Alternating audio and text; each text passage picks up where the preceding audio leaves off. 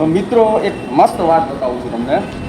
જો આ છે ને અમારી આ ધોરડી છે અને આ લગભગ આ જગ્યા ઉપર ચોથી વાર એના બચ્ચાનો જન્મ આપ્યો છે. આ ચોથી વાર. અને એક અજબની વાત એ છે કે આની જે દીકરી છે ને, આની જે દીકરી એને પણ એક બચ્ચાનો જન્મ આપ્યો. એ એની સામે જ છે. આ ગમે ત્યાં હોય પણ એના બચ્ચાને જન્મ દેવા માટે તો અહીંયા જ આવે. કેમકે એ પણ બિચારી વિચારતી હોય ને કે સેફ જગ્યા મળે, એટલે આ સેફ જગ્યા ઉપર જ આવે કાયમી. ક્યારેય એને ખાવાનું આપો ન આપો, બિચારું આરામથી સૂતું હોય. આ એના બચ્ચા પણ તમે જો કેવા મસ્તીના છે, હા, ગલગોટિયા. અને આ જ્યારે મોટા થશે ને એટલે અહીંયા જ આવશે. આને ચોથી પેઢી છે, આ ચોથી. હવે તમને દેખાડું એની દીકરી, એને પણ એક બચ્ચાનો જન્મ આપ્યો.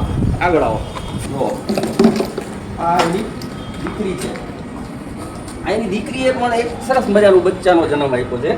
ક્યાં તારું બચ્ચું ક્યાં ગયું? એ રહ્યું સામે. હાલે આ રહ્યું જો, આ એની દીકરી છે. એની દીકરીએ પણ જો એક સરસ મજાનું પઠ્ઠા જેવું છે ને, પઠ્ઠા જેવું. આ તું બેસ, આ દોયડીની દીકરી છે સાલી. આ બંને સરસ મજાના એક એક બચ્ચા આપ્યા. આ બે ગમે ત્યાં હોય પણ એના બચ્ચાનું જન્મ દેવા માટે તો અહીંયા આવે. આપણે એને બિચારીને ખવડાવી ના ખવડાવી કોઈ મતલબ જ નથી એને. અને આમાં પણ કેવું છે જુઓ તમે, મૂંગા પ્રાણીઓમાં પણ.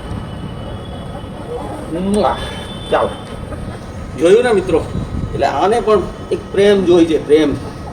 આને પણ પ્રેમ આપવો જોઈએ. ચાલો મિત્રો, તમને કેવું લાગ્યું કોમેન્ટ કરો.